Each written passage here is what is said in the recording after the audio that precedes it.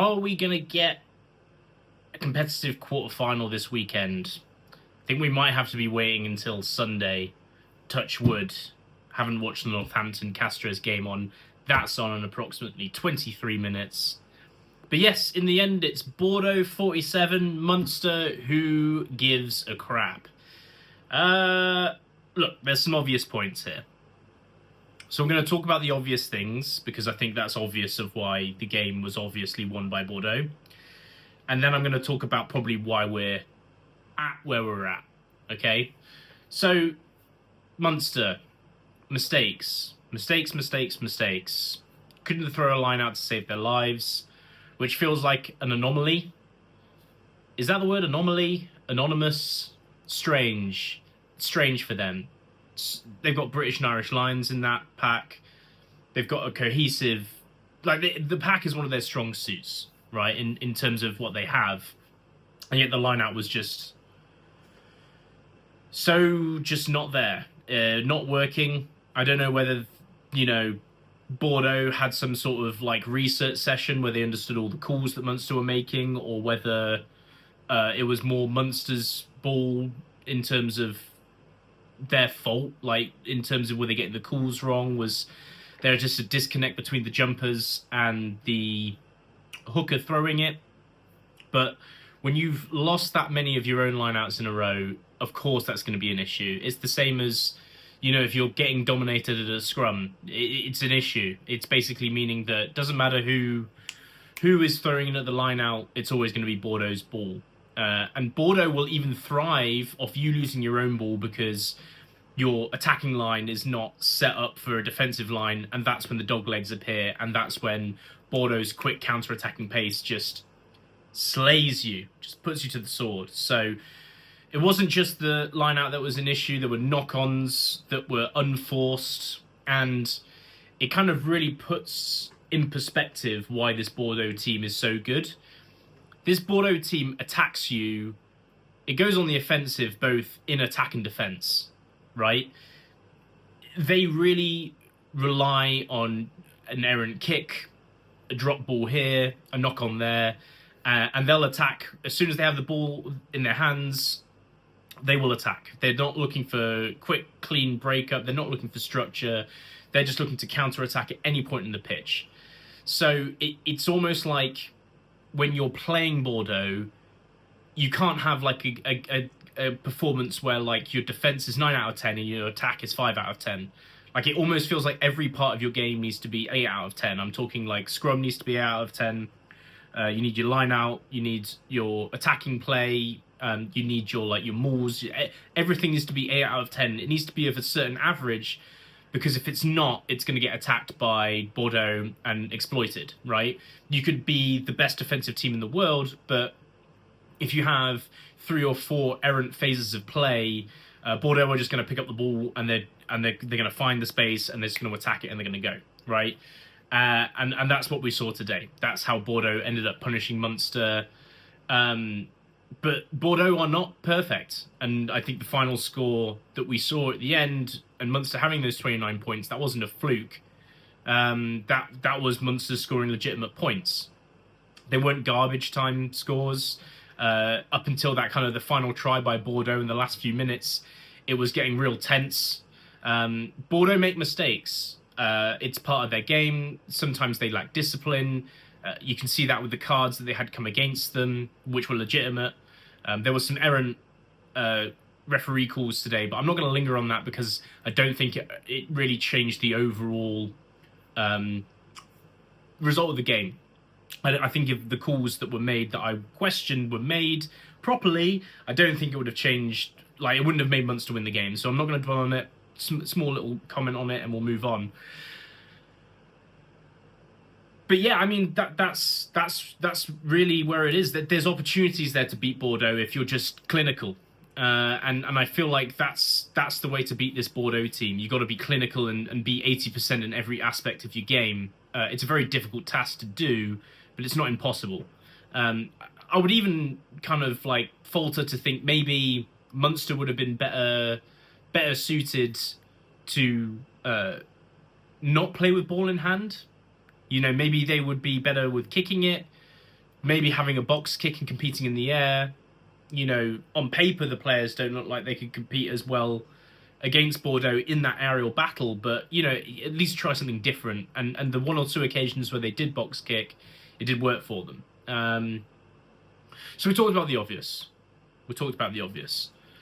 Why do I think we're in this situation that we're at, where a team like Munster, a real professional outfit, in a quarterfinal, deserving to be in a quarterfinal for how they played, how do we get to a point where a team like Munster makes so many mistakes, makes so many errors, and don't look fully like themselves compared to the performance they had against La Rochelle last week, right?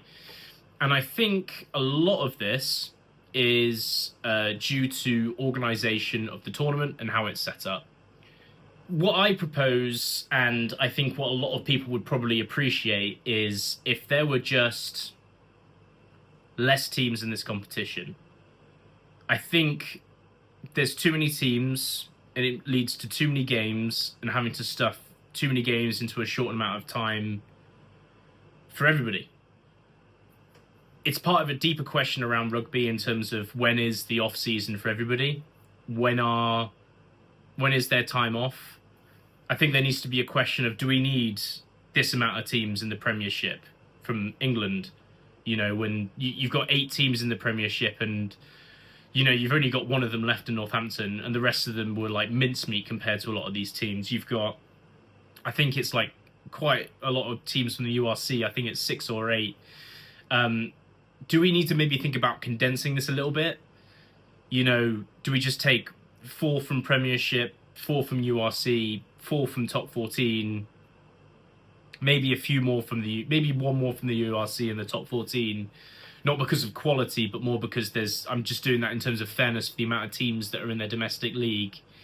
And what this could do is mean that we can actually kind of like space out these games a little bit more, rather than having Munster go away to La Rochelle last weekend and then Bordeaux this weekend.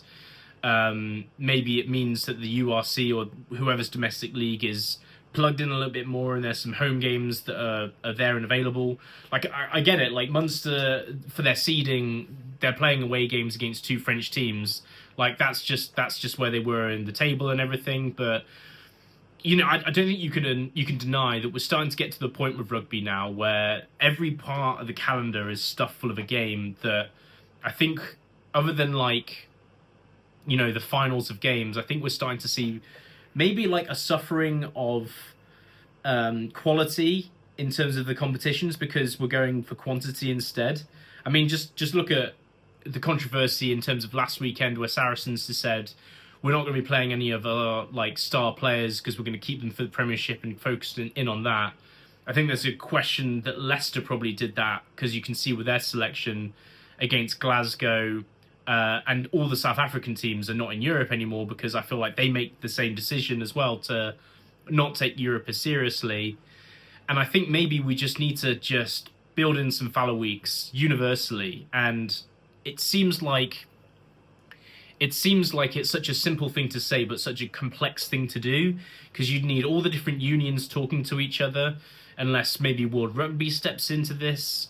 But I think Munster win this game if they have more rest. I still think Bordeaux's the favourite. I don't think, Bordeaux have beaten the odds to win this game.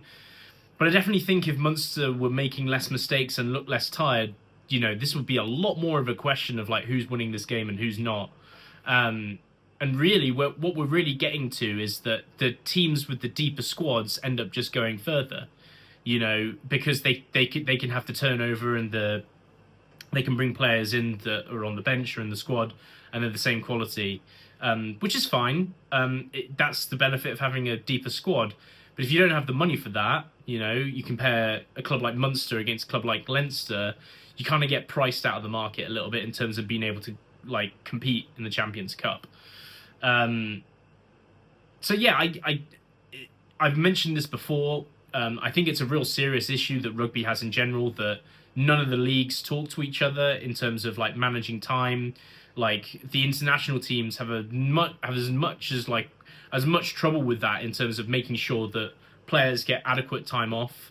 to play for their internationals. That's why England, it's part of the reason why England has made their decision with the RFU to, if you play outside of England, you can't play. As part of that is to protect the players themselves, and they have an agreement with how many minutes they have for their clubs, as well as like mixing that with the minutes they play internationally. And it feels like because there's no collusion to make this better, everyone is kind of playing like game theory, and their own unions and their own teams are like holding on to things and trying to do the best that they can. I think this just needs to be better organised. This Champions Cup it's not a joke. The games are still great. The teams, there's still a grandiose element of it. You know, the final is going to be awesome. Like, everything's going to be great. But it is taking, I think, a little bit less seriously as more time goes on. Maybe not if you're living in Europe. I don't know what the TV rights are like, whether you're in Ireland or whether you're watching in Scotland or France or Wales. But here in England, like, because of this like fractured nature and everything, you have to get Premier Sports to watch the Champions Cup, and you have to have a subscription to BT Sport or TNT Sport, whatever it's called now, to watch the Premiership. Like, everything is just, it's all over the place. And, you know, I would hazard to say there's probably there's not a huge amount of people in England, unless you're a serious rugby watcher, that are willing to pay £15 a month for Premier Sports to watch this competition. I feel like I'm rambling. I feel like I'm kind of like spilling my guts in terms of the overall issue that I have, and it's seeing Munster tired for this game. Just like, it feels like it's kind of sparked getting all this different information out of me and all my thoughts on this and my analysis on this. But yeah, I really think this is really, it's a symptom of a larger problem that we need to deal with, right? There is no off-season in rugby. There is no time when no players are doing nothing and relaxing and spending time with families. Just look at the URC and the Champions Cup. You know, if you're not playing in the URC, you're playing in the Champions Cup. You know, you've got the Six Nations that go in, and all the international players go for that. You still have the URC going in the background, so you have to have a squad big enough for that. And then when the players come back from international duty, they go straight back into the club rugby, which it's played at a very high standard now, so the body doesn't get really much of a break. You need to force your international players to have that downtime. Once they're done with the Six Nations, they go straight through into like knockout rugby in the Champions Cup, which is the cream of the crop. After that, you know, after this knockout rugby, it's sure we're now getting like into the runway of like the playoffs for the UFC, which obviously that's knockout rugby. That's very intense. And then when that's done, you've then got summer tours after that. This year we've got the British and Irish Lions tour. But if you're not on the British and Irish Lions tour, your international team is more than likely playing 3 or 4 games away, which is a great honour to do, but you're probably flying away to a country like as far as maybe Argentina or Australia or New Zealand. Like, there's a lot of travelling involved in that. And by the time that that's kind of all done, maybe you get like a month off or 2, and then we start with pre-season training again. Like, it's just a mess. And that's not even taking into account like Super Rugby and their schedule, which starts in February. It then goes all the way through to the summer, and then that goes straight into the Rugby Championship, and then that goes into Autumn Nations, and then they probably have like a month. Like, it just doesn't, like, think about other sports that are full contact sports in terms of the rest they get. I don't really count football as being as physically taxing as rugby, but I do American football. It's probably more physically taxing than rugby, because I think the hits are bigger. But if you think about the amount of off-season they get 17-week season. If you make it to the playoffs, then the maximum that you can do then, I think, is like 4 weeks in a row or something like that. So you're limited really to the maximum it's going to be is like half a year. And they have a lot of conversations about teams that are consistently going far in the playoffs, and they end up more tired than other teams that don't do that. And they have that turnover because of that in terms of who's the dominant and who's not. And they're having those conversations when the maximum that their season can last is half a year, right? So, I don't know. This needs a look at. I think an easy win for the Champions Cup, one to be taken more seriously, is reduce the amount of teams in it, which will reduce the amount of match weeks that we need. And yeah, that's the first step. I think that's the first obvious step that we can do to kind of reduce the amount of games that are in this competition. Felt like I've stood on a soapbox for quite a lot here to talk about Munster, their performance and what's going on, to then talk about the wider picture of rugby, and I've not even talked about Bordeaux at this point. So let me talk a little bit more about Bordeaux. I have said how punishing they are in both attack and defence. And this is a lot of the reason that I said in my video yesterday they're probably the Sandman team to play Leinster, because they thrive on chaos and any mistakes that you make. You know, the unstructured nature of how they punish you just means that they can go from being 0-0 1 minute, 10 minutes passes, and you're down 3 tries. Purely momentum, pure emotion, very physical team as well. You know, I think I was really impressed with Munster's scrum and the fact it managed to go toe-to-toe with Bordeaux's for quite a long time, because that Bordeaux pack is just so big. Big and mobile. And the back line, I mean, you know, you run out of superlatives. You know, Jalibert is obviously, you know, a bit of a prima donna, but, you know, there's a reason that he's like that. There's a reason that he's got this attitude about him of just being, I'm the best, is because when he's on his best form, I mean, he's virtually unstoppable. Lucu is such a calming force in that scrum half position. Some of his clearances today from backs of rucks, especially with their own 22, some of the lengths of the kicks and the accuracy. God, I'm spinning all over my words. Some of the accuracy of his kicking from the box kick for depth into Munster's own half was spectacular. Penaud, you know, another dogged performance as well. He just looks like he's capable of scoring from anywhere on the pitch. Moefana is rapidly growing into one of my favourite players to watch as well. Yeah, this Bordeaux team is up there. I think they will be playing either Toulon or Toulouse in the semi-final. I think that's how the bracket lines up, which I think no matter who's playing in there, I would definitely say I think Bordeaux is my favourite to win in that semi-final, which means that, you know, not jumping the gun, but if Leinster beat whoever wins out of Northampton and Castres, we got a final of Bordeaux-Leinster, and that is juicy because, as I said, Bordeaux could be the Sandman team for this Leinster team. Whittled on a little bit too much. We're now 1 minute until the Northampton-Castres game, so I'm going to leave you there, leave the editing till after the game, and I hope you enjoyed this game, and I hope I maybe kind of can not start the conversation, because I think a lot of people are talking about this, but maybe my little corner of the internet, hopefully me being standing on my soapbox on this, just spreads the message just a little bit more of the importance of just to have a rethink about this rugby calendar and what we're doing with it. But I mean, positives are that Bordeaux it's a joy to watch. I can't wait to see them play in the semi-final and see how they do in this competition. But yeah, we'll leave it there. Thanks for tuning in as always. I'm done talking now.